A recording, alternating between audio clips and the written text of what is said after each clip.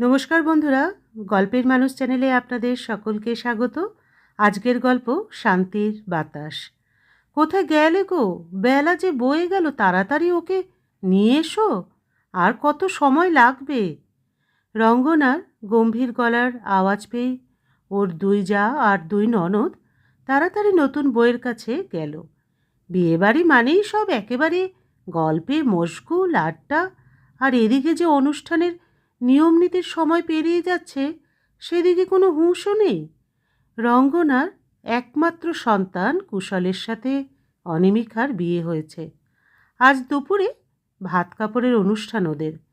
রঙ্গনার সব দিক সামলাতে সামলাতে একেবারে হাঁপিয়ে উঠেছে। সাজানো ভাতের থালাখানা এবার কুশল অনিমিকার হাতে তুলে দেবে। দূরে দাঁড়িয়ে রঙ্গনা তার দু চোখ বন্ধ করে শুধু ঠাকুরকে ডাকছে। ভয়ে ওর হাত পা ঠান্ডা হয়ে আসছে। মনে পড়ে যাচ্ছে ওর সাথে ঘটা পুরনো কিছু ফেলে আসা তিক্ত অভিজ্ঞতার কথা। রঙ্গনা ছিল গরিব ঘরের মেয়ে, দেখতে শুনতেও যে খুব সুন্দর তাও না, তবে মনের দিক দিয়ে খুব ভালো মানুষও। রঙ্গনার শ্বশুর মশাই প্রায়ই রঙ্গনার বাপের বাড়ির কাছে আসতেন জমি দেখাশোনার কাজে। সেখান থেকেই পরিচয়। রঙ্গনার মা বাবাও রাজি হয়ে যান মেয়ের বিয়ে দিতে। রঙ্গনারও কোনো আপত্তি থাকে না। আর থাকলেও বা কে এই গ্রাম্য অসুন্দরী অশিক্ষিত মেয়ের কথায় তোয়াক্কা করত? সবই ঠিক ছিল, কিন্তু এই বিয়েতে নিজের ছেলের মতামত রঙ্গনার শ্বশুরমশাই হয়তো নেননি। সেই জন্য রাগে গজগজ করতে করতে বিয়েটা সারলেও বৌভাতের দিন দুপুরবেলাতেই আসল মূর্তিটা তার প্রকাশ পেল। ভাত কাপড়ের থালাটা যেই না হাতে দিয়ে নিয়ম পালনের কথা বলা হয়েছে, উনি রেগে তা ছুঁড়ে ফেলে দিয়েছেন। রঙ্গনার মনের মধ্যে তখন যে কি চলছিল তা হয়তো ও আজও বলে বোঝাতে পারবে না। রঙ্গনার স্বামী কোনোদিনই রঙ্গনাকে ভালোবাসতে পারেনি। তার স্বামী যে অন্য কাউকে চেয়েছিল, কিন্তু তা তো আর হয়নি। নেশা করে করে সে তাই তার জীবনটাকে একেবারে শেষই করে ফেলে। রঙ্গনার শাশুড়ি মায়ের জন্য রঙ্গনাকেই দোষ দিয়েছিলেন। স্বামী হারানোর পর রঙ্গনা ও শ্বশুরমশাইয়ের কথায় সেই ভিটেতেই শাশুড়ি, দুই জা, ননদদের অনেক অত্যাচার সহ্য করেও পড়েছিল। কিন্তু শ্বশুরমশাই গত হতে ও আর সহ্য করতে পারেনি।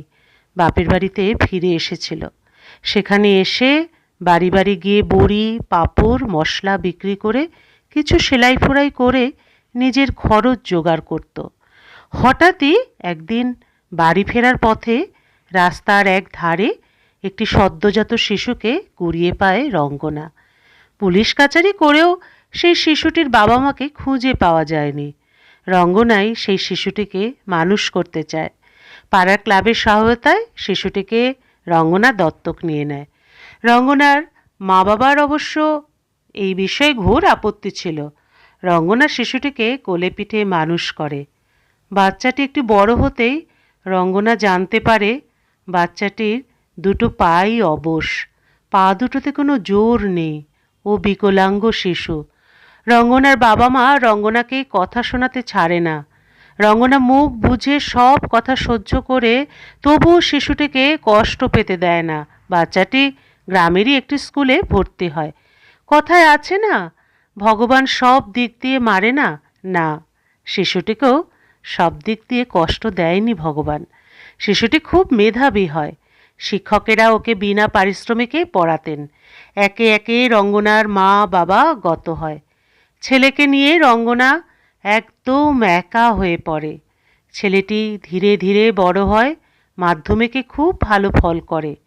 প্রথম 10 জনের তালিকায় রঙ্গনার ছেলে কুশলের নাম ওঠে।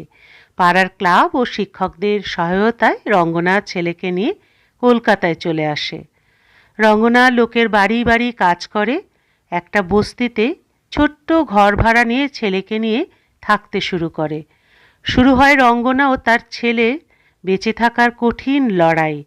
রঙ্গনার ছেলে উচ্চ মাধ্যমিকেও ভালো নম্বর নিয়ে পাশ করে। হুইল চেয়ারে ভর করে ওর জীবন এগিয়ে চলে। নিজে টিউশন শুরু করে। সকলে ওর উচ্চশিক্ষার জন্য সাহায্যের হাত বাড়িয়ে দেয়। রঙ্গনা যে সব বাড়িতে কাজ করছে তারাও ওর ছেলেকে প্রচুর সাহায্য করেছে। কিরে রঙ্গনা, তুই এইভাবে ঘামছিস কেন? শরীর খারাপ লাগছে নাকি? বড় জায়ের কথায় রঙ্গনার হুঁশ ফেরে। না না, কিছু না, তুমি যাও, ওদিকটা সামলাও। যে ননদেরা রঙ্গনার সাথে একদিন যে খারাপ ব্যবহার, নির্মমভাবে অত্যাচার করেছে, তারাই আজ রঙ্গনার ছেলের বিয়েতে উপস্থিত। রঙ্গনা ওদের ডাকতেও চায়নি, ওরা নিজেরাই যোগাযোগ করে এসেছে রঙ্গনার ছেলের বিয়েতে। তবে তাদের স্বভাব কিন্তু এখনও বদলায়নি। রঙ্গনার বৌমার কানে গিয়ে খবরটা দিয়ে দিয়েছে যে কুশল রঙ্গনার পেটের সন্তান নয়। এ খবর তো আজ পর্যন্ত কুশলও জানে না। কিন্তু এবার কি হবে? কুশল আর অনিমিকা দুজন দুজনকে ভালোবেসে বিয়ে করেছে। কুশল পঙ্গু জেনেও অনিমিকা ওকে স্বামীর মর্যাদা দিয়েছে। কুশল রাস্তায় কুড়িয়ে পাওয়া ছেলে, এটা শুনে যদি অনিমিকা এই বিয়ে ভেঙে দিতে চাইতো, সেই ভয়েই রঙ্গনা অনিমিকাকে কিছু জানাতে চায়নি। তাছাড়া কুশলই তো এইসব ব্যাপারে কিচ্ছু জানে না। রঙ্গনা সহজ সরল মানুষ, তার মন এটাই ঠিক বলে মনে করেছে। রঙ্গনার এখন একটাই ভয়, অনিমিকা রাগ করে ভাত কাপড়ে থালাখানা ছুঁড়ে ফেলে দেবে না তো? বিয়ের এই সম্পর্ক ভেঙে দিয়ে চলে যাবে না তো? কিরে কুশল, বউকে বল, আজ থেকে তোমার ভাত কাপড়ের দায়িত্ব নিলাম, বল। কুশল ভাত কাপড়ের থালাটা হাতে ধরে, অনিমিকাও থালাতে হাত দেয়।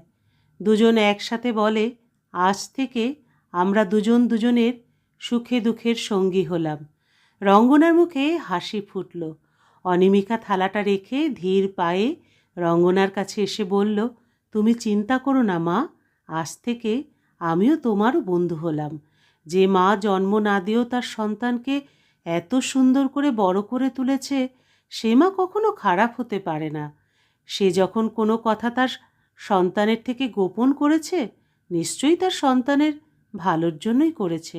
এ কথা আমি কোনোদিনও তোমার ছেলেকে বলবো না। তবে ও অন্য কোথাও থেকে যদি জানতেও পারে, তখন আমি ওকে বুঝিয়ে বলবো। তুমিও ওকে বুঝিয়ে বলবে। একটা কথা বলতে পারি, জীবনে এই সত্যটার মুখোমুখি হলেও কষ্ট পাবে না মা। আমি তোমার পাশে থাকবো সব সময়। এবার চোখের জল মুছে ফেলো দেখি, তুমি না ডক্টর কুশল রায়চৌধুরীর মা? রঙ্গনা অনিমিকাকে বুকে জড়িয়ে ধরে। শত কষ্ট জমিয়ে রাখা রঙ্গনার সিক্ত মনটা আজ যেন শান্তির বাতাসে ভরপুর হয়ে গেল। গল্পের সমাপ্তি এখানেই। আবার দেখা হবে পরবর্তী আরেকটি গল্পের সাথে।